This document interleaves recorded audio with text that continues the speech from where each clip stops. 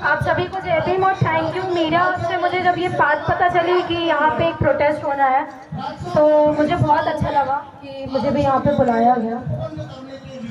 सबसे पहले तो हम लोगों को मुझे जब पता चला कि सर भूपेंद्र दास जी को जेल के अंदर डाल दिया गया है तो मैंने उनके पीछे का पूरा एक रिपोर्ट आई थी न्यूज़ में वो पढ़ी।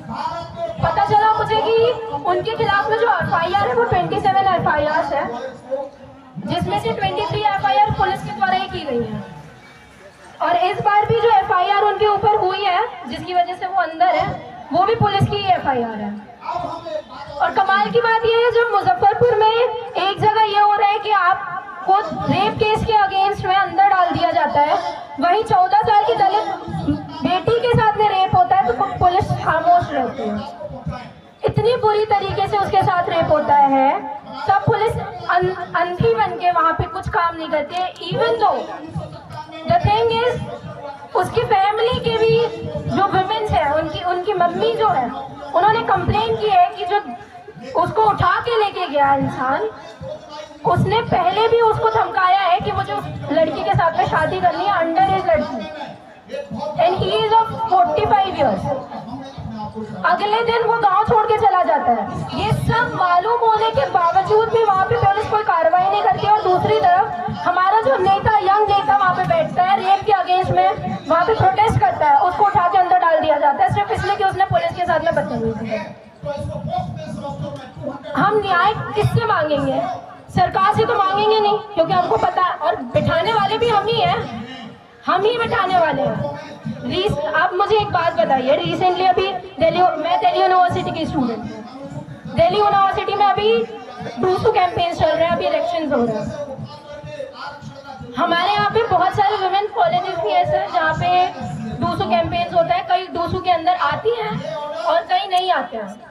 और कमाल की बात यह है कि जो यंग जनरेशन अपने आप को बोलते हैं ABVP वाले गूंस, वो गर्ल्स कॉलेजेस के अंदर दरवाजा तोड़ के घुस जाते हैं सिर्फ डूसू कैंपेन करने के लिए। उनको सेक्सुअली हरेस करते हैं, उनको मेंटली हरेस करते हैं और वहाँ पे कुछ कार्रवाई नहीं होती है। माय क्वेश्चन इज कि क्यों हमारे ही लोग आपको दिखते हैं, आपके लोग कोई काम नहीं करते क्या? मैं दे रही हूँ, आप कर सकते हैं, अभी अरेस्ट कर सकते हैं। अभी मैं सुबह वहीं होके आ रही हूँ। मिरांडा में आज कल ही सुबह की बात है, मिरांडा में कैंपेन चल रहा था। वहाँ पे डूसू कैंपेन के लिए अंदर घुस गए ABVP के गूंस, ये कह के कि डूसू कैंपेन है, हम इलेक्शन के लिए आए हुए हैं। आपको बिहार का वो नौजवान साथी दिखता है जो रेप के अगेंस्ट में वहाँ पे प्रोटेस्ट में बैठा है, पर मुजफ्फरपुर की वो 14 साल की लड़की नहीं दिखती है जिसके साथ इतना ब्रूटली रेप हुआ। और क्वेश्चन हमसे ये है कि हमारे बच्चे जो जाते हैं, हमारे बच्चे जो यूनिवर्सिटीज में पढ़ते हैं, हम उनको इन सब चीजों से अलग रहने को बोलते हैं कि you don't have to come into, आपको इलेक्शन के अंदर नहीं आना है। That's a different thing. और उनके लोग भर भर के इलेक्शन में आते हैं, डूसू कैंपेन करते हैं, इलेक्शन जीतते हैं और अपनी सत्ता वहाँ पे चलाते हैं। ये फर्क है उनमें और हमें, इसलिए हमारे साथ में ये सारी चीजें होती हैं और इसलिए हम लोगों को जंतर मंतर में आके ऐसे प्रोटेस्ट करने पड़ते हैं। और उसमें भी हमारे कई साथी ऐसे हैं जो आते नहीं है, उनको ऐसा लगता है अरे अभी तो इनके साथ में हुआ है, आज हमारे साथ में कल आपकी भी बारी है और शायद उस टाइम आपके साथ में आपका पड़ोसी भी नहीं रहेगा। जितने यहाँ पे दिख रहे हैं यही लोग मुखर होकर आवाज आके बोलेंगे। और हर जगह आप देख लीजिए, हर जगह वुमेन्स के साथ तो होता ही होता है। आप रेप केसेस उठा के देख लीजिए, यूपी में सबसे ज्यादा क्राइम अगेंस्ट वुमेन है, 15,000 से ऊपर। आप किसको बोलेंगे, किसको न्याय देने की बात करेंगे? हम बिहार की बात करते हैं, आप ही जिताते हैं नीतीश कुमार जी को, वोट क्यों नहीं देते? आप किस लालच में आके वोट नहीं देते हैं? किस लालच में आके ऐसे लोगों को वोट देते हैं? हम कभी सवाल नहीं करते हैं और जो सवाल करते हैं उनको अंदर डाल दिया जाता है।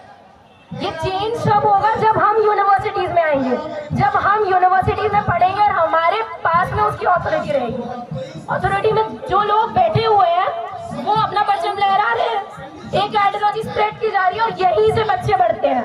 यही सारी चीजें देख के ये युवा पीढ़ी आगे जाती है और उसके बाद भगवा रंग पहन के कावड़ यात्रा में जाते हैं। यही बच्चे जाते हैं और कोई नहीं जाता। दिल्ली यूनिवर्सिटी जैसी प्रेस्टीज यूनिवर्सिटीज में ये सारी चीजें हो रही है, हम लोगों को नहीं पता है। हम लोगों को पुलिस वाले ऐसे घेर के रखते हैं सर जैसे मान के चलो हम लोग कहीं आए हुए खून से हैं, कोई डाकू डकैत है कि हमने अगर उनके खिलाफ में बोल दिया तो हम लोगों को अंदर ले डाल दिया जाएगा। ये फ्यूचर है हमारा। और इसमें भी जैसे गोल्डन दास जी लोग जैसे लोग हैं बहुत कम निकलते हैं। कितने लोग उनके साथ में हैं? अभी भी कोई नहीं। ये 1-2 दिन का काम होता है। आप बताइए मुजफ्फरपुर में जो हुआ कितना चला, हाथरस में जो हुआ क्या हुआ? वी नो कि कौन है, कौन करता है, उसके खिलाफ में हम लोग बोलते हैं, 2-3 दिन चलता है फिर खत्म हो जाता है। ये सारी चीजें रोज प्रोटेस्ट करने से नहीं बदलेंगी। ये सारी चीजें हमारी पढ़ाई से बदलेंगी, हमारे एजुकेशन से बनेगी। जो ड्रॉप आउट रेट इतना कम होता जा रहा है हाई यूनिवर्सिटीज में, उससे होता है फर्क तब पड़ता है जब हमारे बच्चे हायर यूनिवर्सिटीज में जाते हैं, हायर एजुकेशन क्लेम करते हैं, तब पड़ता है, तब ये मानसिक सोच बदलती है। इसलिए हमेशा अम्बेडकर जी ने कहा है एजुकेट योरसेल्फ फर्स्ट, बाकी सारी चीजें नेक्स्ट है।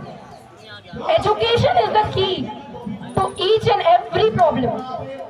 और उसके बाद हमारा संसद आता है जहाँ पे हम लोग जाने की बात करते हैं। हम लोग बोलते हैं हमारे लोग पढ़े लिखे, हमारे लोग जाते हैं। हमारे लोगों का drop out rate higher universities में 12% से ज्यादा जाता जा रहा है। क्यों? क्योंकि उनके अंडर में कॉलेजेस हैं, उनके अंडर में यूनिवर्सिटीज हैं, और वो फीस हाई कितनी करते जा रहे हैं। 30-30 हज़ार 35-35 हज़ार एक साल की फीस होती जा रही है। हम कैसे लेंगे, हम कैसे पूरा करेंगे? सवाल ये नहीं है कि उनको अंदर डाल दिया गया, उनको बाहर निकालो। उनको आज बाहर निकाल देंगे, कल फिर डाल देंगे। आप प्रोटेस्ट ही करते रह जाओ, बस यही होता रहेगा फिर हमारे साथ में। और करते आ रहे हैं ना हम। 75 या 78 years of independence, we are doing the same thing again and again. We are doing protest in Jantar Mantar. Recently 21 का प्रोटेस्ट हुआ, क्या है आप बताइए? सरकार ने क्या हो गया? उनसे उम्मीद लगा के बैठे हम लोग कि वो बोल रहे क्रिमिनल नहीं लगेगा। जो तेलंगाना में खुद अपना मोमेंटो में ये लिखते हैं कि 2014 में भी 2019 में भी, इवन दो कांग्रेस ऑल्सो, कि हम सब क्लासिफिकेशन करेंगे। और वो आप बोल रहे हैं 2024 में कि हम सब क्लासिफिकेशन के खिलाफ क्रिमिनल नहीं लगेगा। अरे भाई तुम्हारी पूरी हिस्ट्री यही है, यही हिस्ट्री है आपकी, यही करते आ रहे हो। और जो इनकी मीठी मीठी बातों में आ रहे हैं वो बिल्कुल ना है, क्योंकि आज लात जिनको पड़ रही है कल को आपको भी पड़ेगी, और आपको भी पता चलेगा वो शक्कर के पीछे जो नमक है ना वो कितना अच्छे से लगता है। तो फोकस ऑन द थिंग्स जो इम्पोर्टेंट है।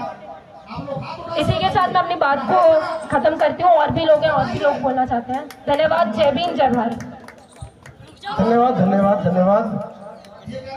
आगे बढ़ने पर आए तो ये वो समाज है जिस समाज की बेटी पूरे विश्व में अपना नाम इतनी हाइट पर ले जाती है कि लोग भी चिढ़ने लगते हैं। मैं बात कर रहा हूँ टीना डाबी की।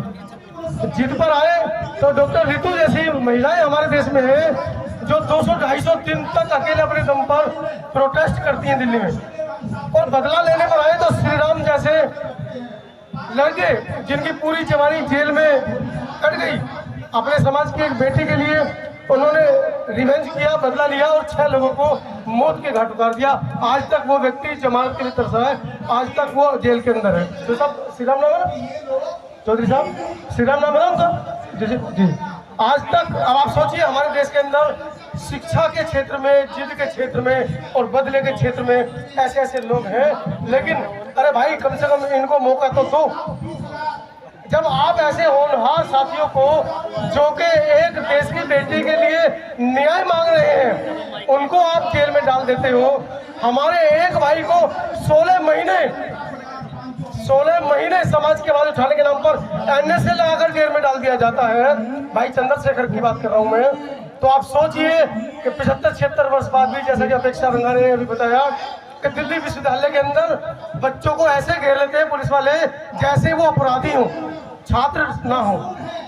अब मैं सीधा क्योंकि चौधरी साहब का हमने बहुत समय लिया है और बहुत बड़े संगठन के वो महासंघ के राष्ट्रीय महासचिव हैं, मैं चाहूँगा कि अपने कीमती समय में से वो निकल कर आए हैं, वो आए और अपनी चर्चा, अपनी बात हमारे लोगों के बीच में रखें। चौधरी साहब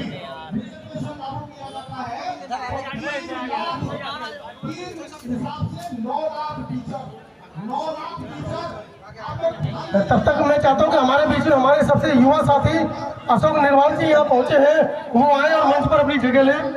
हमारे बीच में गोकुलपुरी से मैंने बुलाया था भैया को।